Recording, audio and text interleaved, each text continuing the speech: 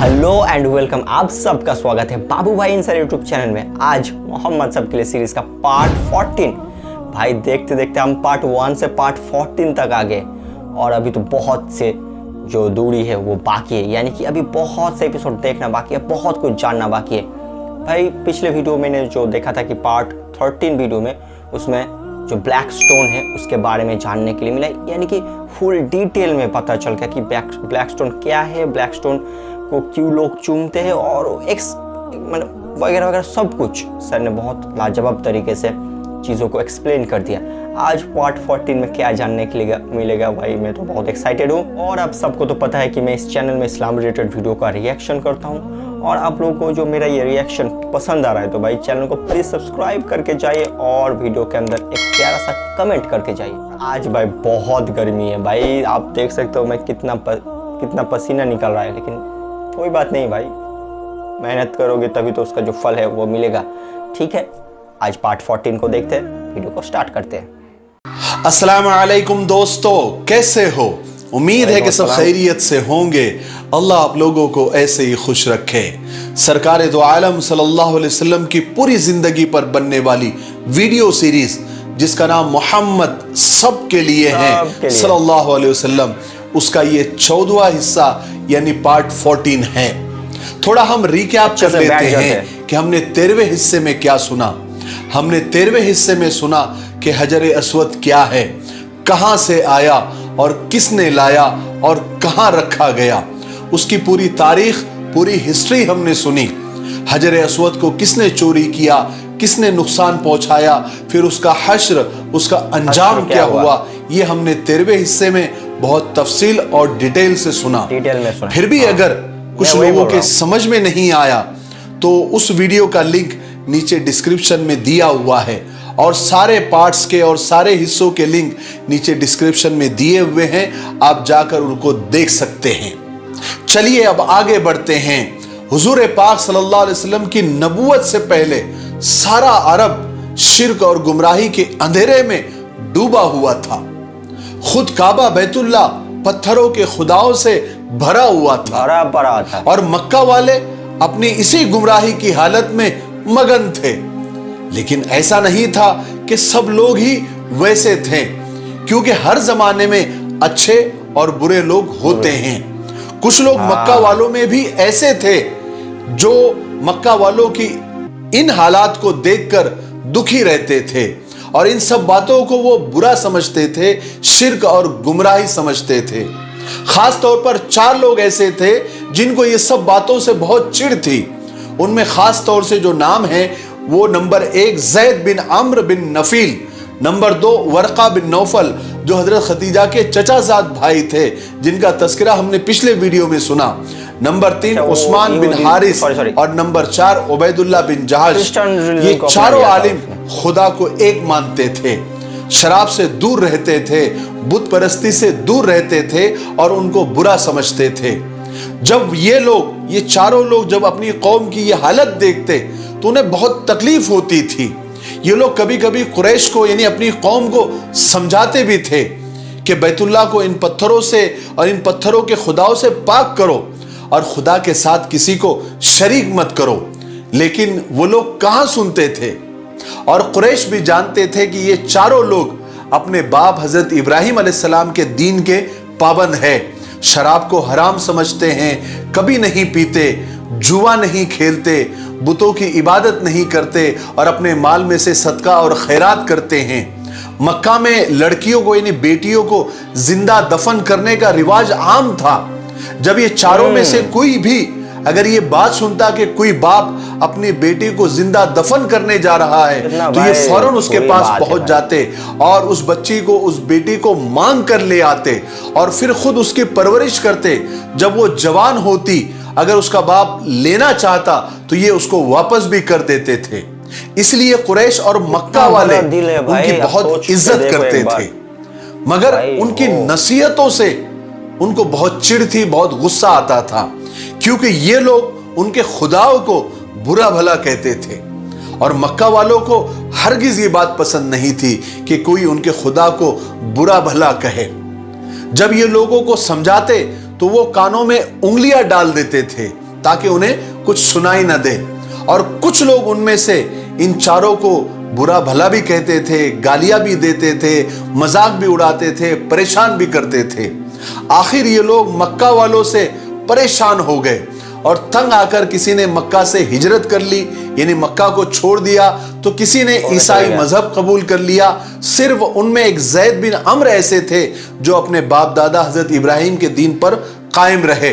वो अक्सर काबे की दीवार के पास लग कर बैठ जाते और अल्लाह से दुआ करते रहते कि या अल्लाह, काश मुझे मालूम होता कि तुझे कौन सी इबादत का तरीका पसंद है तो मैं उस तरह से तेरी इबादत करता, मगर अफसोस कि मुझे वो तरीका मालूम नहीं है। उसके बाद वो रोते और अपने दोनों हाथों से अपना चेहरा ढांप देते और सजदे में गिर जाते थे। कुरैश ने हर ऐसे इंसान को बुरा भला कहा, गालियां दी, मजाक उड़ाया जिन्होंने उन्हें गुमराह कहा, उनके अकीदों को गलत कहा। लेकिन कुरैश वाले ये नहीं जानते थे कि वो नौजवान जिसको सब अमीन कहते हैं, जिसने सबके दिलों में घर किया हुआ है, वो खुद इन चारों बुजुर्गों से मोहब्बत रखता है, अकीदत रखता है, यानी हमारे प्यारे नबी हजरत मोहम्मद सल्लल्लाहु अलैहि वसल्लम। लेकिन उस वक्त तक आप पर वही आना शुरू नहीं हुई थी, मगर आप इन सब से दूर और बहुत दूर जाकर तन्हाई में बैठकर खुदा को याद किया करते थे और दुआ किया करते थे कि या अल्लाह, हमें सीधा रास्ता बता, सही रास्ता बता। और वो जगह जहां पर तन्हाई में बैठकर हुजूर अल्लाह की इबादत किया करते थे, वो मक्का से कुछ दूर तकरीबन 11-12 किलोमीटर के दूरी पर एक पहाड़ है, जबल नूर। उसमें एक गार है जिसका नाम हिरा था। वहां पर हुजूर पाक सल्लल्लाहु अलैहि वसल्लम लंबे लंबे दिन तने तन्हा अकेले वहां सुकून के साथ बैठते और कायनात के बनाने वाले को याद फरमाते थे। हर साल जब रमजान का महीना आता था तो आप सल्लल्लाहु अलैहि वसल्लम सबसे अलग थलग उस गार में जाकर बैठ जाया करते थे। वहां ना शोर गुल था, ना कोई हंगामा था, इसलिए आप इत्मीनान के साथ गौर व फिक्र में डूब जाते थे। आप सल्लल्लाहु अलैहि वसल्लम के पास थोड़ा सा खाना होता था जो आप खुद साथ ले जाया करते थे या घर वाले आपको पहुंचा दिया करते थे और आप थोड़े से खाने पर गुजारा कर लिया करते थे।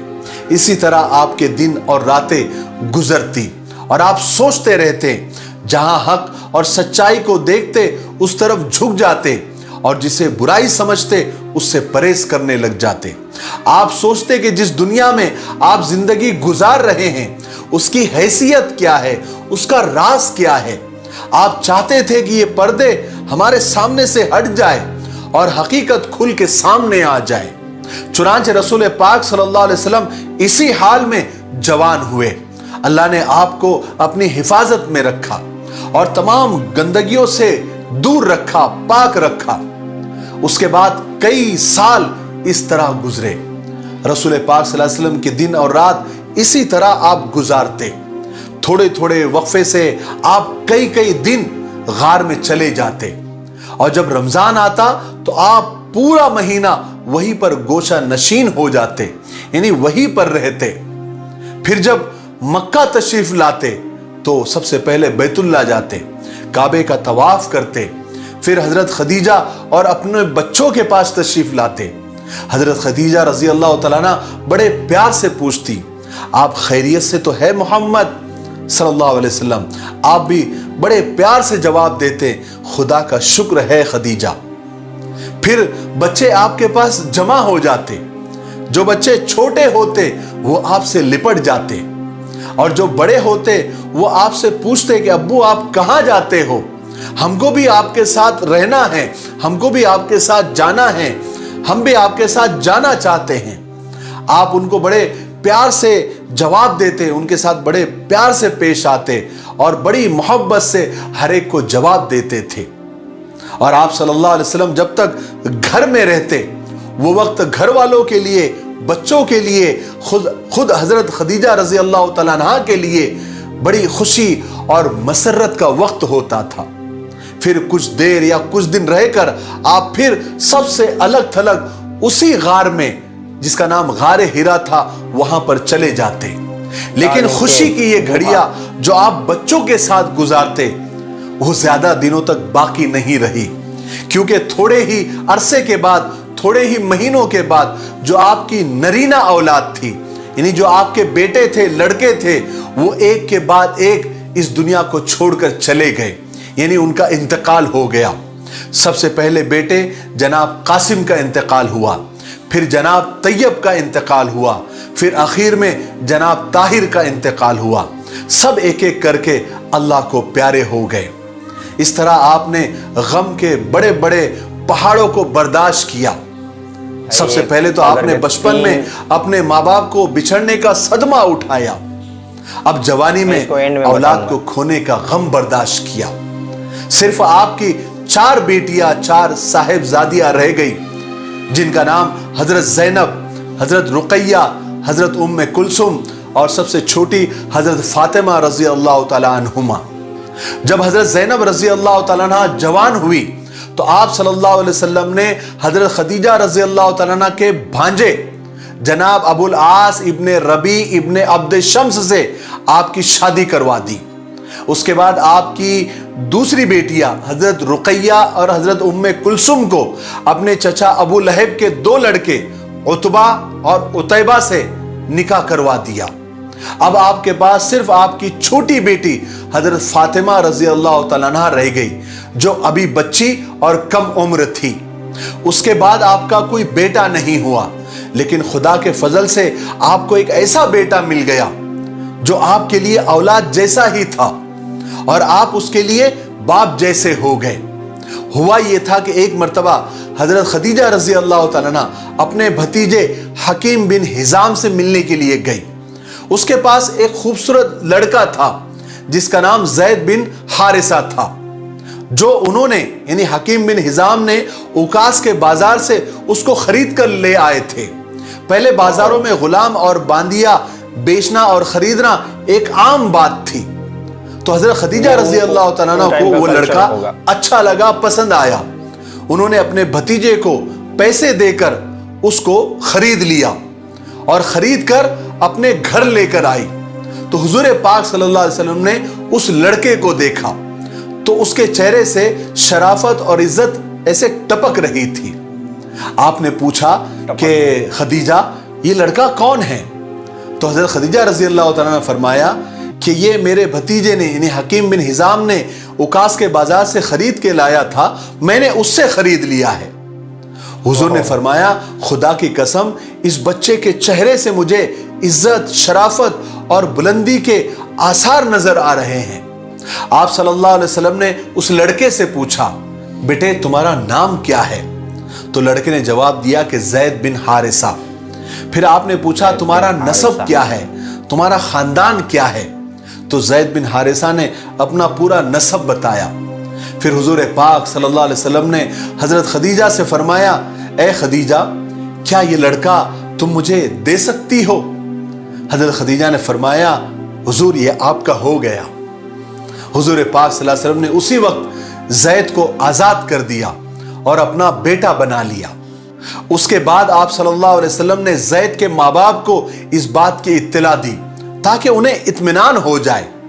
اس کے کچھ ہی دنوں کے بعد زید کے والد اور چچا حضور کے پاس آ گئے اور آپ سے کہا کہ ہم زید کو لینے کے لیے آئے ہیں، آپ زید کو ہمیں دے دیجئے۔ آپ نے فرمایا اس کے علاوہ کوئی آپشن ہے، کوئی اور شکل، کوئی اور صورت ہے؟ تو انہوں نے پوچھا کہ وہ کیا ہے؟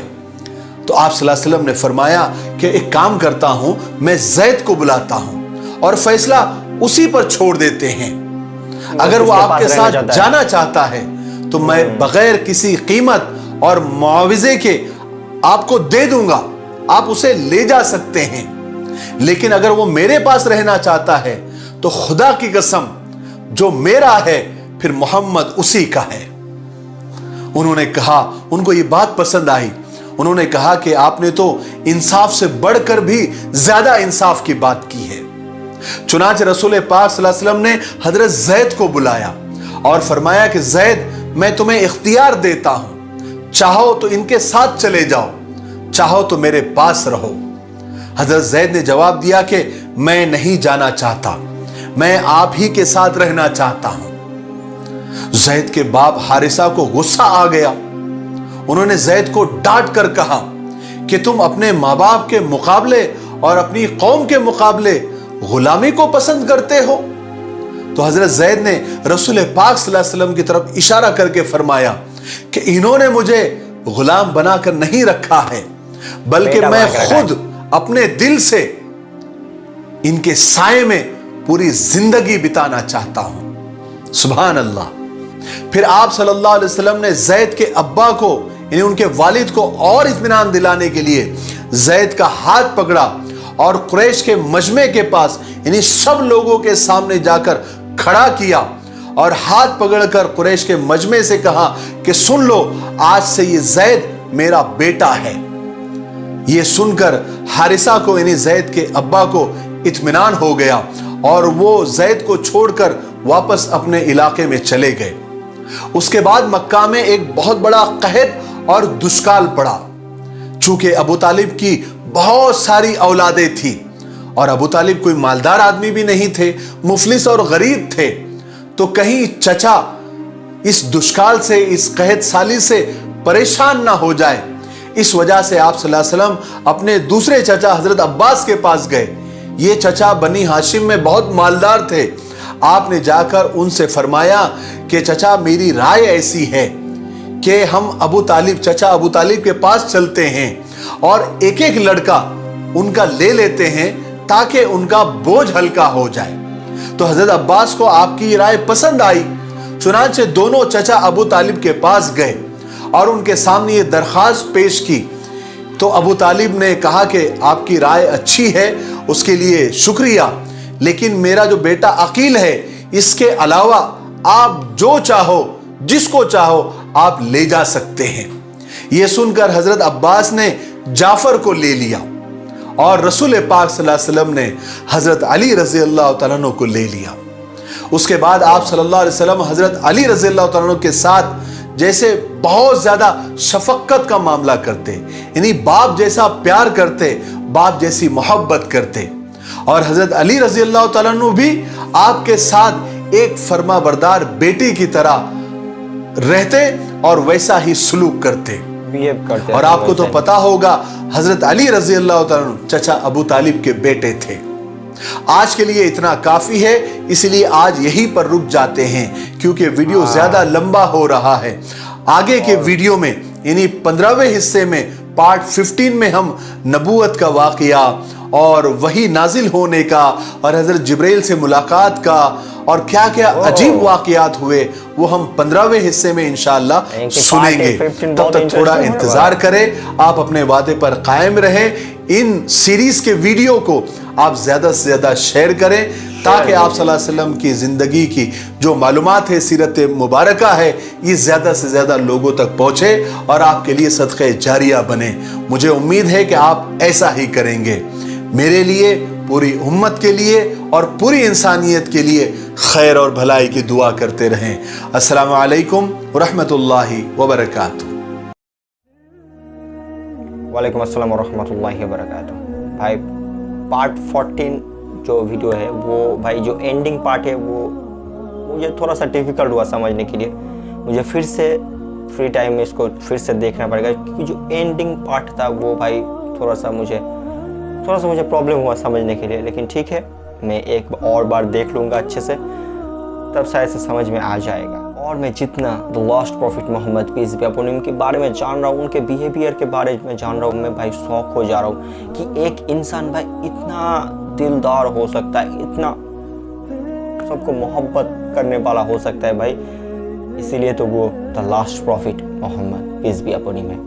और एक इंसिडेंट के बारे में मैंने सुना कि एक इंसान के लिए कितना दुख भरी हो सकता है कि छोटे उम्र में अपना माता एंड पिता दोनों चले गए, और जब बड़े हुए, शादी हुए, तब कितने बेटे थे? 4, शायद से 4 बेटे थे या फिर 3 बेटे थे, वो सब चले गए। तो भाई एक फादर के लिए वो कितना दुख भरी इंसिडेंट हो सकता है। आप लोग एक बार इमेजिन करके देखो भाई, वो कितना दुख भरी इंसिडेंट हो सकता है। भाई जो लड़के थे सब लोग दुनिया छोड़ के चले गए भाई, तो कितना, मैं तो भाई वही सोच में लग गया भाई कि एक इंसान कितना टॉलरेट कर सकता है एक चीज़ को। मैं एक ही चीज़ बोलना चाहूँगा कि लोगों के अंदर जो मिस इन्फॉर्मेशन है the last prophet Muhammad peace भी अपने उनके बारे में, भाई उन लोगों को पहले जानना चाहिए भाई कि एक्चुअली में वो इंसान कौन थे, कैसा उनका बिहेवियर था, क्या है वो इंसान, फिर उसके बारे में कुछ बोलना चाहिए। मैंने बहुत लोगों को देखा है कि the last prophet Muhammad peace भी अपने उनके बारे में बहुत गंदे गंदे एलिगेशन लगाते थे, लेकिन उन लोगों को चाहिए भाई पहले उन लोगों को पहले चाहिए कि अच्छे से स्टडी करना कि मैं किसके बारे में बोल रहा हूँ, मैं ठीक से जान के बोल रहा हूँ या फिर ना जान के बोल रहा हूँ। उन लोगों को भाई चाहिए इस तरह का जो वीडियो है या फिर हदीस या फिर कुरान उन लोगों को पढ़ना चाहिए, उसके बाद ही कुछ बोलना चाहिए। और मैं कुछ नहीं बोलूँगा, मैं जितना जान रहा हूँ इस रिलीजन को भाई, इस रिलीजन इज सो ब्यूटीफुल, मैं जितना जान रहा हूँ भाई उतना ही प्यार मोहब्बत पड़ रहा है इस रिलीजन के बारे में। सो वीडियो यहीं पे एंड करते हैं, मिलते हैं नई एक वीडियो के साथ, तब तक आप सब लोग खुश रहो, अच्छे से रहो, टाटा एंड बाय बाय।